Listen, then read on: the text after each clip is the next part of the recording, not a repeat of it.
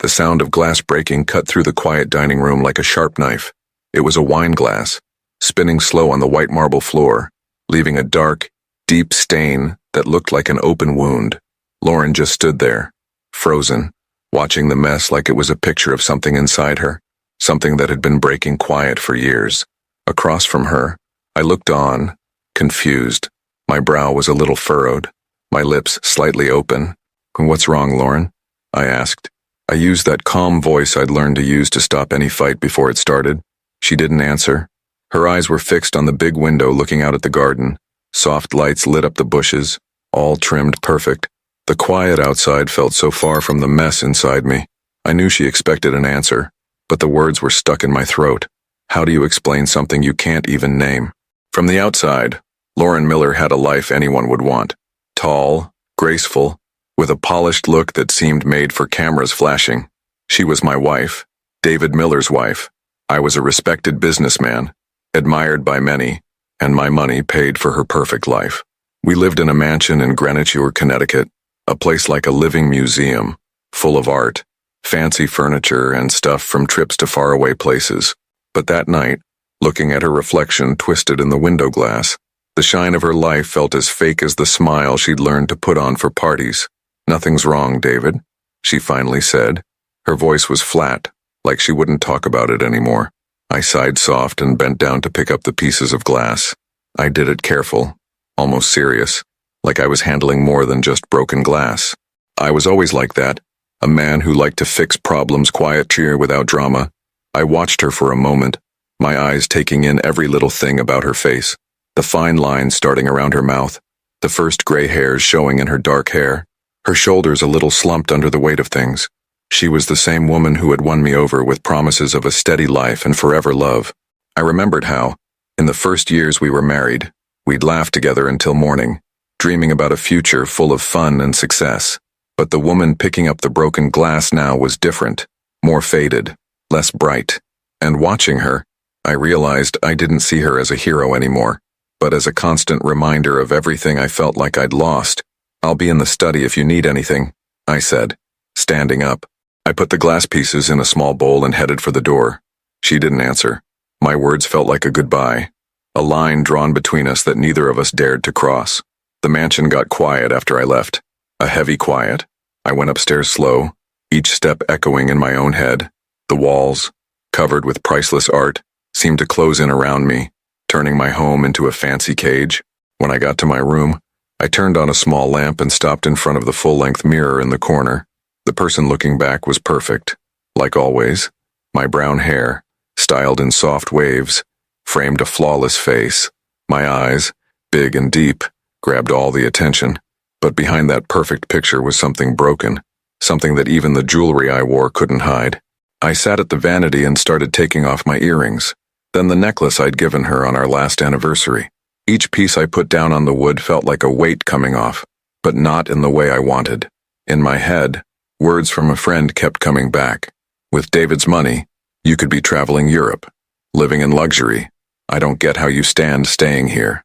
Back then, Lauren had laughed, pretending it didn't bother her. But now, those words felt like a constant echo. "Staying here?" she thought as she put the necklace next to the earrings. Was that what she'd been doing all this time? Staying trapped, pretending everything was fine?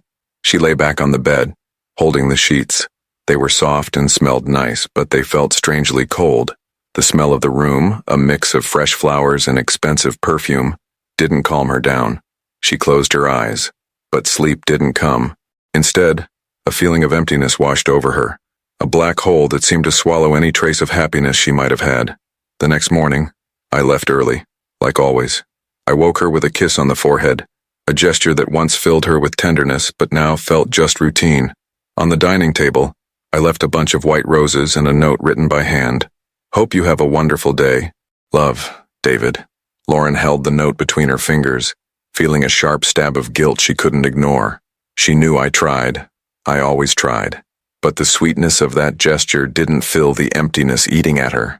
The day went by in a boring routine dressed up as luxury. She had her stylist come over for a hair touch-up, looked at dresses for an upcoming party, and called a couple of friends to plan lunch. But every break between things was a reminder of how she really felt, that her life, perfect on the outside, had no point. That night, I came back with a bag in my hand and a smile on my face. I brought you your favorite dessert. She looked inside the bag and saw a chocolate cake from the restaurant where we used to go when we first started dating. I always remembered those little things, but instead of making her happy, it made her feel a mix of sadness and frustration. Thanks, she said, without feeling. During dinner, the quiet between us was so thick you could almost touch it. I tried to start a conversation, but my words didn't seem to reach Lauren. She barely answered with one-word replies. Finally, she put her glass down on the table and looked right at me. I feel like I'm losing you.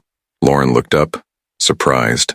David rarely talked about his feelings, and that confession caught her off guard. What? I don't know what you're talking about. Yes, you do. Something's not right, and I don't want to pretend it is. She looked away, unable to hold his intense gaze. I'm tired. Can we talk tomorrow? I nodded, even though the hurt on my face was clear. I got up and went to the study, leaving Lauren alone at the table. That night, lying in bed, she couldn't stop thinking about my words.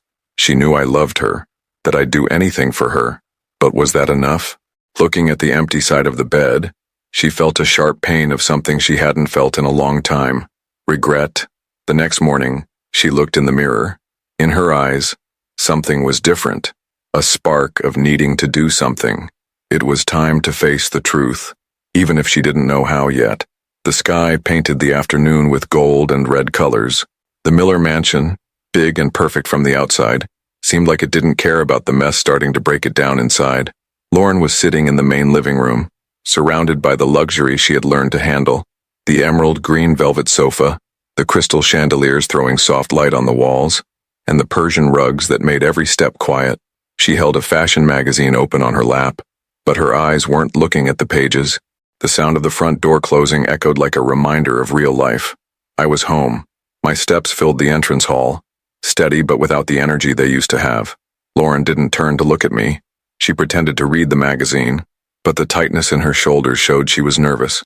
I put my briefcase on the dining room table with a movement that seemed planned. I sighed deep before speaking, like I was trying to find the courage. I sold the house in the Hamptons. The sound of my words filled the quiet room. Lauren slowly raised her head, her eyes meeting mine. She closed the magazine and stood up. Her movements were slow, careful, like she was walking on thin ice. You did what? Her voice was quiet, but it held a sharp edge I hadn't heard in a long time. The market is good right now, I explained, trying to keep my voice steady. It makes sense financially. It's a good time to free up some assets. I didn't tell her the whole truth. Not yet. There was a bigger reason, a plan forming in my head that needed every dollar I could get my hands on. But telling her about the plan, about the sickness, about needing to build something new, it was too much for that moment. And maybe, deep down, I knew she wouldn't understand.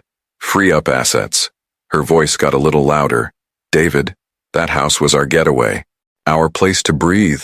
How could you just sell it without even talking to me?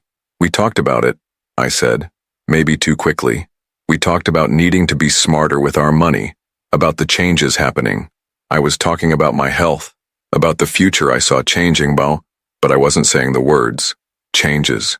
She laughed, a short, bitter sound. The only change is you making decisions that affect my life without a second thought. What am I to you, David?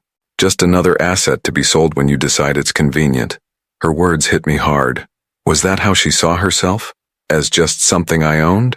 It wasn't true. Or maybe, in the way we lived, it had become true without me even realizing it. That's not fair, Lauren, I said, my voice low. I'm doing this for us, for the future, our future. She walked closer, her eyes flashing. What future, David? The one where I sit in this big house waiting for you to decide what happens next. I feel like I'm drowning in this life, in all this stuff. She gestured around the room, at the expensive furniture, the art. It's beautiful, but it's empty. Empty. The word hung in the air. It was the same emptiness I felt, but coming from her, it felt like an accusation.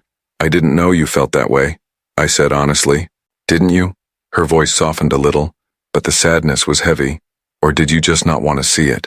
We stood there for a long moment, the quiet returning, but now it was filled with unspoken words, with years of distance and misunderstanding. That night, she didn't come to bed. I heard her walking around downstairs for a long time. The next morning, her side of the bed was still empty. I found a note on the kitchen counter. "David, I can't do this anymore. I can't live this life and pretending. I need to find out who I am without all of this. I'm leaving. Lauren." That was it. No long explanation, no goodbye in person, just a short note. I stood there, holding the piece of paper, the words blurring. She was gone, just like that. The woman I loved, the woman I built this life for, had walked away. The emptiness she felt in the house, it had just moved into me. The fall had truly begun. After Lauren left, the mansion felt even bigger, colder. Every room echoed with her absence. The quiet wasn't just heavy anymore, it was crushing, and as the days turned into weeks, something else started to happen. My body, which had been fighting for a while, seemed to give up. The sickness I had been dealing with, the one I hadn't told Lauren the full truth about, got worse. The fatigue was constant, a heavy blanket I couldn't shake off. There were days I could barely get out of bed. The doctors had been managing it, but the stress, the heartbreak, the sheer loneliness, it all seemed to make it speed up. I was alone, truly alone. The staff in the house were quiet, respectful, but they weren't company. My business partners called, worried, but I pushed them away. I didn't want anyone to see me like this. Weak, broken. I lay in bed for hours, staring at the ceiling. My mind went back over everything. How did we get here? How did the man who had built an empire end up so empty? I thought about my childhood, not having much. How I worked and fought for everything I had. I thought I was building a secure life, a happy life, for me and for Lauren. I thought all the money, the houses, the fancy things, would make us happy, would keep her happy. But it didn't. It felt like every choice I had ever made, every sacrifice, every long night at the office, had led me to this point, lying in a huge, empty house, sick and alone. It wasn't just Lauren who had left. It felt like my whole life had abandoned me. The pain wasn't just in my body, it was deep in my soul. I felt like a failure as a husband, a failure as a man. I had given her everything, or what I thought was everything, and it wasn't enough. She needed something I couldn't give her, or maybe something I had forgotten how to give. There were moments, dark moments, when I wondered if it was even worth fighting anymore. The sickness was hard, the loneliness was harder. What was the point of getting better if I had nothing and no one to get better for? I stopped eating right.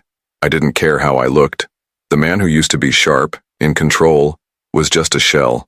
I was at rock bottom, the lowest I had ever been.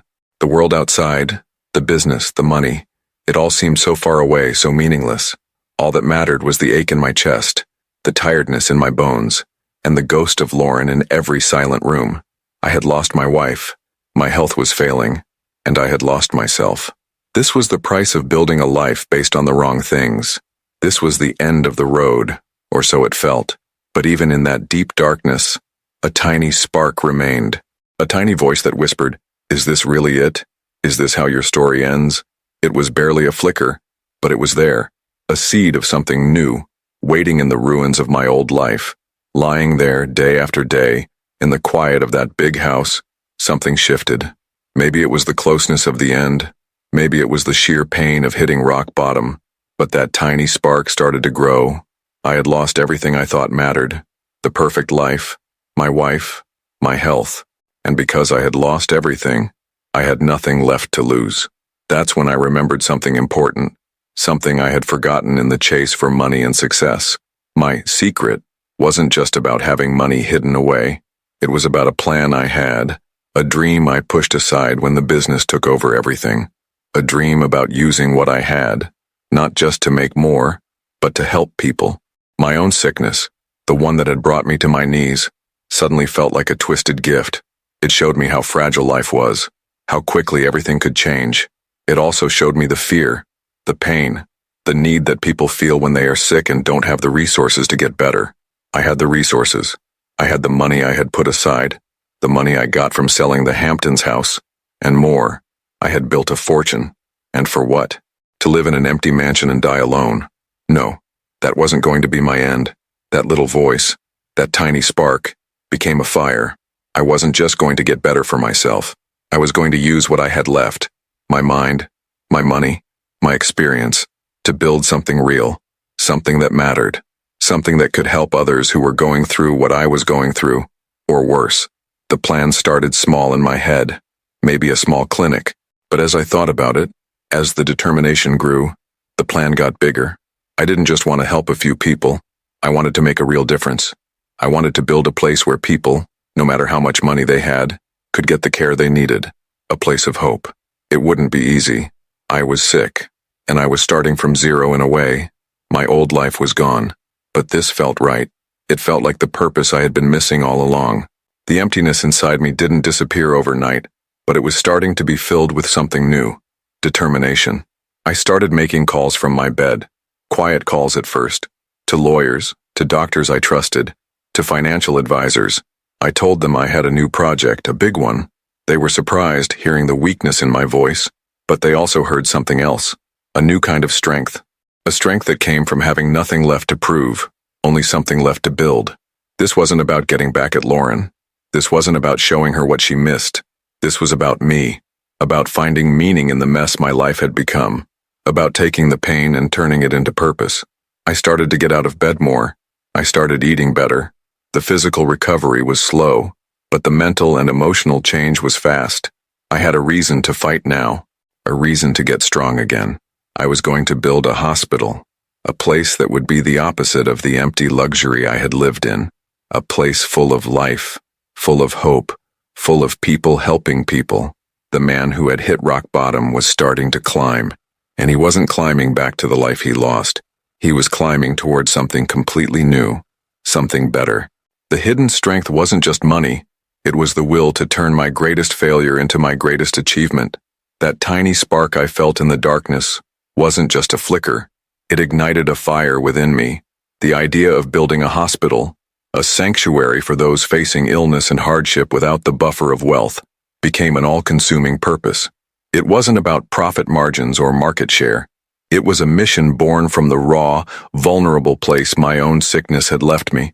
It was the compelling reason to rise each day, to push back against the lingering fatigue and pain that still shadowed me. The mansion in Greenwich, once a symbol of my achievements, now felt like a hollow shell, a monument to a life that had crumbled. I needed a physical space that mirrored the arduous reconstruction happening within me. My search led me away from the manicured perfection of the suburbs to a downtown area desperately in need of resources. I found an abandoned factory, vast, decaying, covered in the grime of neglect. Most saw ruin. I saw potential. Its sturdy bones and central location in an underserved community made it the perfect, albeit challenging, canvas for the hospital I envisioned. Transforming that derelict building was an immense undertaking, far more taxing than any corporate merger. It was a relentless battle against red tape, unforeseen structural issues, and logistical nightmares. My business acumen helped navigate the complexities, but the emotional investment was different. Every delay felt like a threat to the hope I was trying to materialize. My health remained a constant, quiet challenge. The fatigue was a heavy cloak, and some days the pain made focus nearly impossible. Yet, the vision of the hospital, of the faces it would serve, propelled me forward. I channeled the funds from the sale of the Hamptons house, money once destined for further luxury, into the project. Each dollar spent felt like a meaningful investment in human well-being, a stark contrast to the fleeting value of material possessions. Finding the right people was paramount. I sought not just skilled professionals, but individuals whose hearts were aligned with the mission, driven by compassion, not just career. I interviewed countless candidates, searching for that genuine spark of dedication. Slowly, a core team emerged. Dr. Ramirez, whose disillusionment with corporate healthcare fueled his desire for patient-centered practice. Nurse Chen, whose boundless empathy and energy were infectious. Mr. Jones Guy, a former patient turned volunteer, offering his practical skills and unwavering support. They were more than staff. They were the foundation of this new endeavor, sharing the burden and the burgeoning hope. Working alongside them, witnessing their commitment, was profoundly healing. My physical health, though still requiring management, improved significantly. The years of living a life devoid of authentic purpose, the constant pressure to maintain a facade, had taken a toll I hadn't fully grasped. Now, fueled by meaningful work and genuine connection, my body responded. The focus shifted outward, away from my own pain and loss, towards the tangible good we were creating. This work was my own form of therapy, a path out of the darkness. I gradually shed the remnants of my old life. The Greenwich mansion felt increasingly alien. Its emptiness echoed the void that had once been inside me. I moved to a modest apartment closer to the site, immersing myself completely in the project. My days were long, filled with the practicalities of construction and planning, but they were also imbued with a sense of purpose that had been missing for years. I was no longer defined by my past wealth or status, but by the hospital taking shape, a testament to resilience and the power of a shared mission. The day the Miller Community Hospital opened its doors was a moment of quiet triumph. Seeing the transformation of that abandoned factory into a vibrant center of healing, filled with dedicated staff and the hopeful buzz of activity, was deeply moving. It wasn't just a building. It was a promise fulfilled to a community that had long been underserved, a tangible manifestation of the resilience born from my own lowest point. The hospital quickly became an integral part of the neighborhood fabric. Patients arrived seeking care, for routine checkups, urgent needs, chronic conditions. Many had previously faced significant barriers to healthcare access. Here, they found not just medical treatment, but a welcoming environment, a place that prioritized their well-being regardless of their ability to pay. We implemented flexible payment options and dedicated resources to connecting patients with support programs. I was fully immersed in the hospital's daily life. My role wasn't just administrative. I was present, walking the halls, talking with patients and staff, listening to their stories. There was the elderly woman whose diabetes management improved dramatically with consistent nursing support. The young child whose life-saving medication became accessible through our social work team. The retired worker who found not only physical therapy, but also renewed hope after a stroke. Each interaction, each small victory in a patient's health journey, reinforced the profound impact of our work. The staff were the true heart of the hospital, embodying the compassionate mission. Dr. Ramirez provided steady, experienced leadership. Nurse Chen offered tireless care and advocacy. The administrative team navigated complex systems to keep everything running smoothly. We were a cohesive unit, bound by a shared commitment to serving the community, facing challenges together and celebrating every positive outcome. My own health continued its steady improvement. The chronic fatigue receded. The pain became a distant echo rather than a constant presence. While the underlying condition remained, its grip loosened considerably. I realized that the stress of living a life misaligned with my true self had been a heavy burden, contributing significantly to my physical decline. Now, engaged in work that resonated deeply, surrounded by genuine connections, my body and spirit were healing in tandem. This work was a powerful antidote to the loneliness and despair of the past. The focus was no longer on my own suffering, but on contributing to the well-being of others. Every problem solved, every patient helped, was a step further away from the darkness. The hospital was a place of healing not just for the community, but for me. I was discovering a strength and resilience forged in the fires of loss. My old life felt increasingly remote, like a faded photograph of someone I used to know. The world of high finance and social maneuvering held no appeal. My days were demanding, but filled with a sense of purpose that transcended material gain. My worth was now measured in the positive impact we had on lives, the hope we fostered, the community we strengthened. The ache of Lauren's departure had softened into a quiet understanding, a scar marking a necessary turning point rather than an open wound. My focus was entirely on the mission of the hospital, a source of fulfillment and belonging that no amount of money could ever buy. As the Miller Community Hospital flourished, expanding its reach and reputation, faint echoes from my past life would occasionally reach me. These weren't direct contacts with Lauren, but glimpses and mentions filtered through mutual acquaintances or articles that surfaced in different contexts. Life, in its complex way, sometimes provides distant views of paths not taken or lives left behind. I heard she had indeed established herself in Greenwich Village, a world away from the structured elegance of Connecticut or the ostentatious displays of the Hamptons. The village, known for its artistic spirit and embrace of individuality, seemed a fitting environment for her. It was a place where creativity and personal expression were valued, where people built their lives based on talent and passion, rather than inherited status. The news indicated she was fully immersed in pursuing her passion for design, particularly interiors and textiles. This was a creative talent she had always possessed, a natural inclination that had been a secondary pursuit during our marriage. Now, it seemed, she was dedicating her full energy to building her own design business, carving out her own professional identity. The story suggested her path wasn't without its challenges. Starting over in a competitive city like New York, without the financial safety net she had been accustomed to, must have required significant perseverance. I heard about the long hours, the smaller projects taken to build her portfolio, the inevitable rejections and uncertainties that come with establishing a creative career.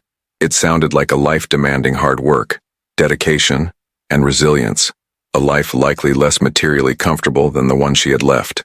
But I also heard of her growing successes, her unique aesthetic, her ability to infuse spaces with personality and warmth, was gaining recognition. I saw a brief feature on her work in an online design publication once, an apartment she had decorated that felt vibrant, personal, and distinctly hers, a clear departure from the more formal styles of our past homes. It was evident she was finding her creative voice and building something authentic. Hearing these sporadic updates, seeing from a distance that she too was engaged in a process of building and finding her way, brought a sense of quiet understanding. Our marriage had ended with immense pain, and her departure had been a catalyst for my own near-total collapse. Yet, in retrospect, that rupture, as devastating as it felt at the time, seemed to have been a necessary, albeit brutal, turning point for both of us. She had needed to break free from a life that felt confining, a role that stifled her creative spirit and sense of self. She needed to find a place where she could pursue her own passions and build something independently. I, in turn, had needed the shock of losing everything, my wife, my health, my perceived identity, to awaken from the illusion that wealth and status constituted a fulfilling life. There was no longer bitterness or resentment when I thought of her. The intense pain had subsided, replaced by a quiet acceptance that our shared story had reached its end, painfully, but definitively. We had both been lost in different ways within that marriage, and both had needed to find our own paths towards authenticity. Her journey in New York, building her design career through hard work and creative expression, was her version of my journey building the hospital from the ground up, finding purpose in service and community. Both were acts of creation, of finding meaning after loss. We were on separate trajectories, our lives shaped by different choices and experiences. There was no indication of regret on her part. No desire to reconnect that I was aware of, and I didn't need it. The past was a closed chapter. The present was a new narrative, one where I had found purpose in serving others and building a community of care, and where she, it seemed, had found hers in creating beauty and expression.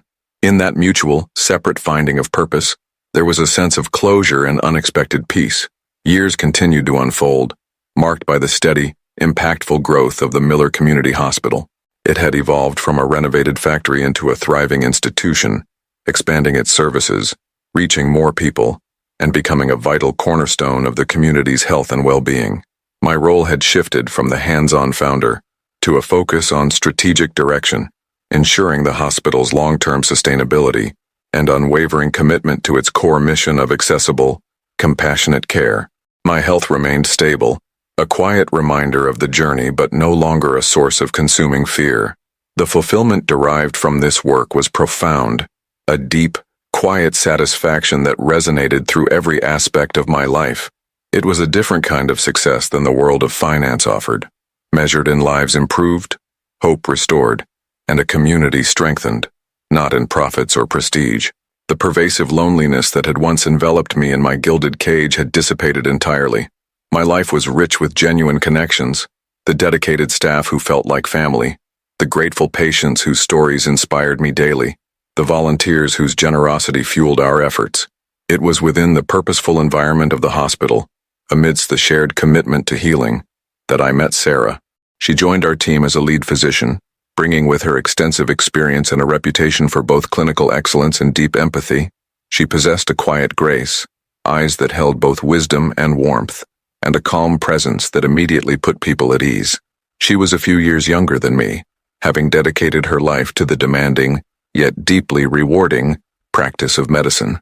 Our initial interactions were rooted in our shared work, discussing patient care, planning hospital initiatives, collaborating on community health programs, but gradually, our conversations naturally broadened. We spoke of our lives, our experiences, the paths that had led us both to this place, this shared mission. Sarah understood the complexities of life's journey.